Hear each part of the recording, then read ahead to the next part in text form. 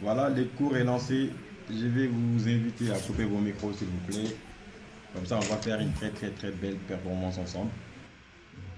Voilà, merci de couper tous les micros. Et directement, on va commencer. Ah, c'est bon. Super. Donc, ce soir, j'ai décidé de partager avec vous quelque chose de très important pour les gens qui sont déjà en formation, pour les gens qui ne sont pas en formation. Ceci va vous servir. Ok? C'est l'importance du high time frame. Le high time frame, beaucoup de gens l'utilisent sans le comprendre. Aujourd'hui, je vais vous expliquer de façon claire et précise ce que vous devrez comprendre du high time frame. Voilà. Le high time frame est quelque chose qui va être vraiment intéressant pour tout trader qui veut vraiment être rentable sur les marchés. L'instant, je vais accepter. Voilà. Le high time frame n'est pas juste une time frame d'analyse. Le high time frame, si on comprend bien, c'est l'action du prix. C'est l'action du prix en temps réel sur les marchés. Par exemple, le setup, on ne va plus en parler. Vous connaissez déjà comment est-ce qu'on prépare une setup. Les impulsions, les corrections, c'est là, normalement, on n'a plus de secret pour vous. Si vous êtes dans ces groupes depuis le début. Il est vrai qu'il y a certains qui sont venus un peu en retard, mais ce n'est pas du tout un très grand problème. Ok? Je vais faire un petit exemple sur une structure de reverse. Par exemple, une structure de reverse, on cherche une setup de reverse. Mais si on le cherche sur le high time frame, quel est le time frame idéal à prendre sur le high time frame? Vous voyez, le high time frame, il y a le weekly, il y a le daily, il y a le H4. L'idéal ici, c'est le daily ou le H4 seulement. Le weekly est une time frame vraiment extraordinaire, mais elle n'est pas du tout pour se positionner. Le weekly, c'est pour uniquement comprendre là où est-ce que le prix a pris de la liquidité massive. C'est une information qu'on va utiliser à notre faveur. Donc, je vais vous montrer d'abord en tout premier l'utilité du weekly. Par exemple, là actuellement, je suis sur les graphiques du weekly. Vous voyez là, je suis sur les graphiques du weekly. Ce qui va m'intéresser, ce n'est pas la nature du prix. Non, la nature du prix ici, elle ne m'intéresse pas. Par exemple, je ne vais pas venir ici pour chercher impulsion, correction ici. Non, ce n'est pas ce qui m'intéresse en weekly. Les weekly, ce qui va m'intéresser, ce sont les zones de liquide, les zones où il y a l'argent. Par exemple, là, c'était une zone où il y a de la liquidité. Le prix vient de prendre de la liquidité. Et quand le prix prend de la liquidité, on a une chance de 90% de probabilité que le prix change de direction.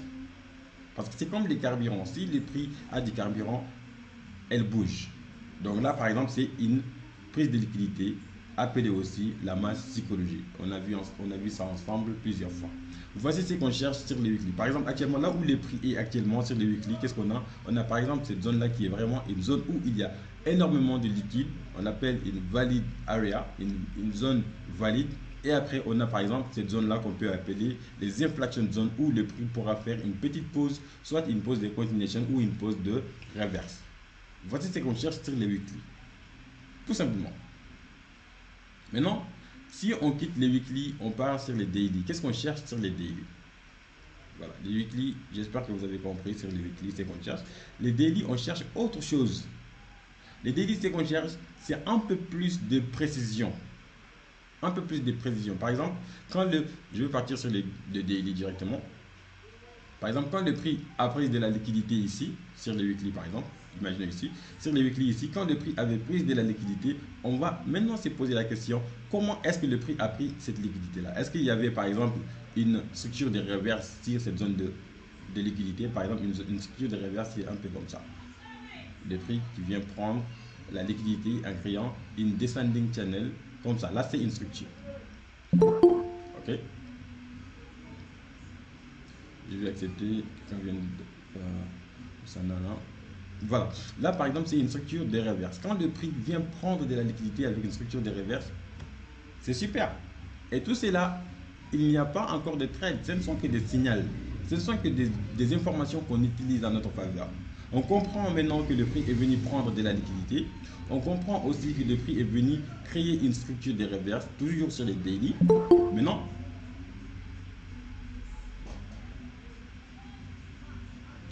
désolé, il y a des gens qui sont un peu en retard, mais c'est pas grave. C'est normal aussi. Les horaires, tout ça, c'est pas facile. Il y a certaines qui sont occupées, mais voilà. L'essentiel, c'est de faire les zooms ensemble. Voilà. Voilà. Par exemple, là, le prix est venu prendre de la liquidité de façon vraiment structurelle. In descending channel. Une fois qu'on a ça sur les daily, maintenant, qu'est-ce que le H4 va nous servir? Les H4 vont nous servir de guide. Par exemple, le pattern.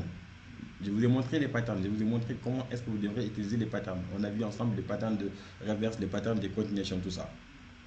Maintenant, si on part sur les H4, on va voir ce que le prix a imprimé sur le marché. Par exemple, ici, on a une sorte de reverse. Pas trop clean, mais c'est pas mal. On va prendre celle-là. C'est juste une descending channel, pas très propre comme on le veut, mais c'est une descending channel. Ok. Maintenant, si on part sur les H4, c'est là où on va travailler dans le H4, ici, sur ces mouvements-là. J'aimerais expliquer quelque chose d'un peu plus spécial et précis, parce que je vois il y a certaines qui m'envoient des exercices, mais qui n'ont pas encore compris les time frames. Je vais vous expliquer tout à l'heure. Les weekly, c'est pour trouver les zones valides ou les inflection zones. Valid zone ou inflection zone. Ok. Les daily, c'est pour trouver les structures. Les daily, c'est pour trouver les structures. Les H4, c'est pour trouver les setups. Là, c'est structure. Voilà. Là, c'est setup. Ok. Regardez très bien. Weekly, vous trouvez les valid zones ou les inflection zones. Daily, vous trouvez la structure. Les H4, vous trouvez les setups. Maintenant, je vais vous expliquer les setups et quelles sont l'utilité d'une setup. Par exemple, vous savez que si on a une structure de reverse comme ça sur les daily, si on part sur les H4, on s'en fout de ce que le prix va faire ici. Ces troisième pichet là, par exemple 1, 2 et 3, c'est pas là où nous on va se placer. Ok, on sait que c'est à partir de là que le prix va agiter, mais c'est pas là où on va se placer. Vous êtes en daily, vous n'êtes pas des traders positionnels, vous êtes des traders, des day traders ou de scalpers. Ok, par exemple là, c'est pas une trade. Qu'est-ce qui nous garantit que le prix va partir à la hausse? Regardez très bien. N'oubliez pas que là, le prix n'est que sur une phase impulsive. C'est vrai que la structure elle est créée 1, 2 et 3. Qu'est-ce qui nous dit que le prix ne va pas faire une continuation ici pour partir à la baisse? Ce qui nous dit ça, c'est tout simplement cette confirmation-là. Quand on a une impulsion puis une correction ici pour partir à la hausse. C'est ça la confirmation qui va nous dire que le prix va partir à la hausse. Okay? Donc par exemple, quand on revient ici, toujours sur les daily. Maintenant, on va partir sur les H4 pour travailler dans cette zone-là, ici. Vous allez découvrir quelque chose. Je vais vous montrer des trucs vraiment intéressants. Voilà. Maintenant, sur les H4, on peut voir clairement, très proprement ce que le prix imprime. Tout simplement. Et à chaque fois que le prix imprime quelque chose, elle va faire quelque chose qu'on appelle la prise de liquidité. Par exemple, là, on a un mouvement haussière, puis qu'est-ce qui s'est passé? Je vais enlever ceci. On va garder la structure un peu plus propre, le graphique plutôt. Par exemple, là c'est notre zone. Première impulsion, première correction. Regardez très bien. Impulsion, et là on a une correction. Par exemple, il y a des gens qui se trompent disons que là, par exemple, le prix a fait une impulsion, puis là, il y a une impulsion baissière, on va chercher une vente. Non. Qu'est-ce que vous avez en daily? C'est très important. Qu'est-ce que vous avez en daily? Les daily, on a des prix qui viennent faire une multi-touch. On a des prix qui viennent faire une multi-touch sur une zone où le prix a pris de la liquidité. Ça, c'est une information que vous devriez déjà garder ça en tête. Maintenant, si vous partez sur les H4, vous allez partir en fonction de ce que vous aviez déjà sur le high time frame. C'est pourquoi j'ai appelé ces cours-là l'importance du high time frame. Voilà. Par exemple, attention. Voilà. Par exemple, là, le prix crée notre première impulsion. Qui est un peu en retard encore. C'est bon. Voilà. Par exemple, le prix crée notre première impulsion. Ce qui va nous intéresser, nous, c'est notre première correction. Comment est-ce que le prix va créer cette correction-là? Par exemple, regardez, on a impulsion. on a une hook point ici qu'on va s'attendre à ce que le prix vienne prendre de la liquidité. Et ça, on l'appelle une footprint. Voilà, le prix vient prendre de la liquidité ici. Par la suite, elle nous donne une très très belle structure. N'oubliez surtout pas ça, les structures c'est très très important. Voilà, on a cette très très belle structure là. Elle n'est pas comme on le veut, mais c'est une très très belle structure. On peut même l'ajuster jusqu'ici. On a une très très belle structure, puis le prix nous donne une très très belle marteau ici. Et à partir de là, on a une belle crête. Je vais revenir un peu sur quelque chose. Surtout sur les H4. Si vous trouvez votre setup comme ça, les H4 ans, je dis bien les H4, ne soyez pas gourmand. Ne soyez pas des traders débutants. Ne tradez pas comme si vous êtes proprio du marché. Non. Vous savez, une setup, on traite seulement les setups, on ne traite pas tous les marchés. On s'en fout de ce que le marché fait. Ce qui nous intéresse, nous, c'est notre setup. Par exemple, si on trouve une setup comme ça en H4, puis le prix nous donne une entrée ici. Cette partie, écoutez très bien, s'il vous plaît. Et que le prix nous donne une entrée ici. Voilà. Vous savez, les configurations ici, c'est quoi? C'est que quand le prix décide de vendre de là, notre TP, les TP, c'est ici. Ici. C'est ici notre TP. Sur notre setup, c'est ici notre TP. Et notre stop loss, c'est ici. Ici. Une fois que le prix décide de revenir ici, ça veut dire que cette setup-là, elle est invalidée. N'essayez pas de maintenir les pertes. C'est pourquoi on dit couper les pertes et maintenez les profits. Coupez les pertes. Si le prix décide de revenir ici, vous coupez vos positions. Et si le prix décide de partir, ne coupez pas vos positions. Maintenez-le. Parce que vous allez faire, par exemple, vous gagnez une trade, vous perdez une trade. Vous avez fait ces profits-là, vous perdez cette petite partie-là. Si vous avez fait des trades et que vous gagnez une trade et vous perdez une trade, il n'y a pas de problème. Si vous perdez même 2-3 trades, il n'y a pas de problème. Parce que tout cela va récompenser ce que vous avez fait. Donc voici l'importance du setup. Surtout. Donc par exemple, sur cette setup-là,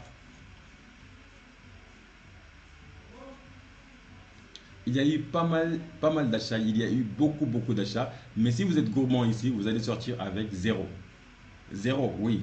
Parce que par exemple, quand le prix nous a fait une très très belle proposition, ici, cette trade-là, notre stop loss il devrait être juste ici.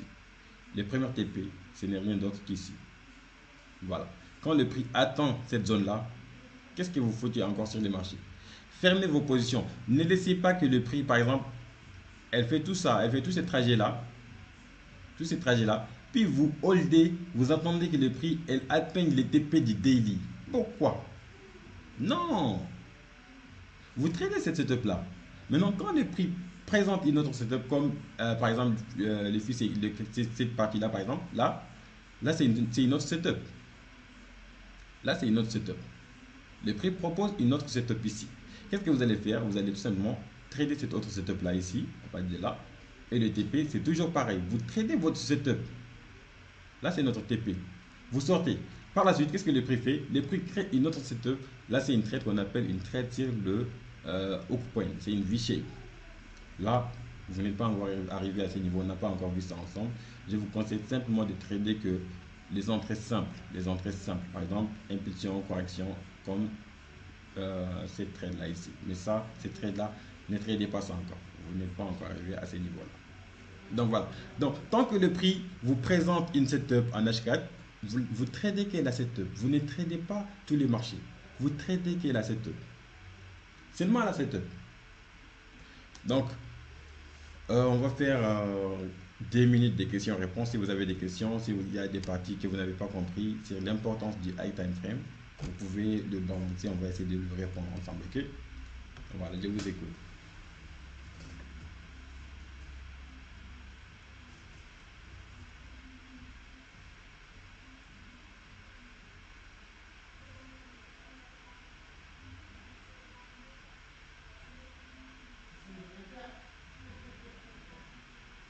Est-ce qu'il y a des parties que vous n'avez pas compris? Euh, Bonsoir, monsieur. Oui, bonsoir. J'ai une question. Oui, Par exemple, moi, là où je veux que vous revenez, c'est là où vous avez parlé, je ne sais pas, d'une impulsion. Après une impulsion, après la deuxième fois aussi, considérer ça une impulsion, après chercher une autre correction. J'aimerais que vous reveniez une partie là-bas, parce que moi, c'est ça mon problème, quoi. Parce que là-bas, vous avez une impulsion jusqu'à présent. d'accord. Euh, Voilà. Mohamed, coupe le micro. Voilà. Mohamed, vous parliez de cette partie-là. Par exemple, ici. Impulsion, puis impulsion ici. C'est une très très bonne question. Et je vais la répondre de façon précise et simple pour que tu puisses comprendre vraiment la réalité de la chose. Par exemple, là, c'est une structure. Ok, c'est une structure. Une structure qui a pris de la liquidité sur les graphiques que j'avais identifiés sur les weekly. Une zone de liquidité. Le prix a pris de la liquidité. Quand le prix a pris de la liquidité, on sait très bien que maintenant, nous, notre direction, ce n'est rien d'autre que comme ça. Là, c'est ça notre direction. Les impulsions et les corrections qui devraient nous intéresser, ce sont les impulsions haussières et les corrections haussières. C'est seulement ça qui nous intéresse, mais pas ça. Donc, si le prix fait ça, elle fait impulsion, puis elle fait une autre impulsion, il faut t'attendre à ce que le prix te manipule parce qu'elle va faire une sorte de continuation comme ça. Il y a le deep correction et les corrections simples. Donc, si on revient sur les H4 au troisième fichier du daily, bien sûr,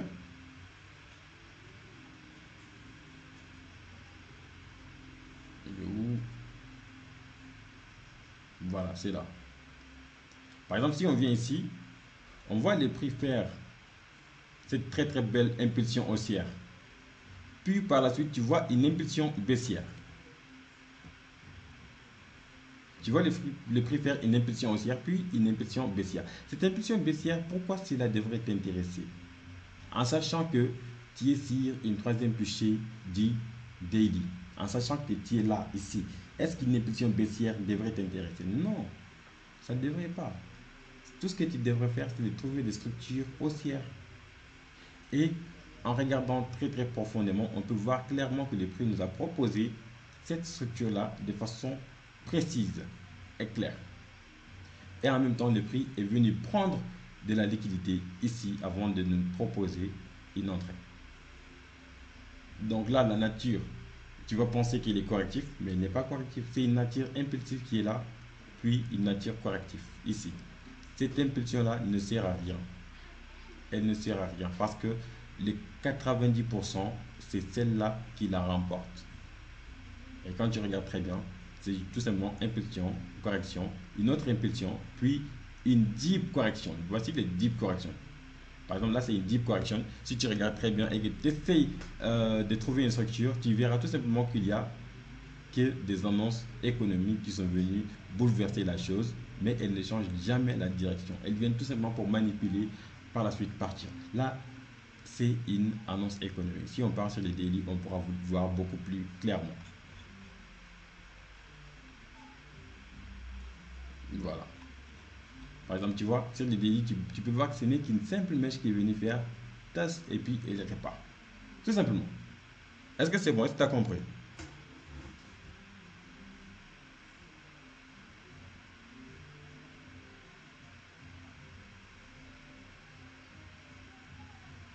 Mohamed, est-ce que c'est bon? Si c'est bon, on passe à une autre question pour une autre personne.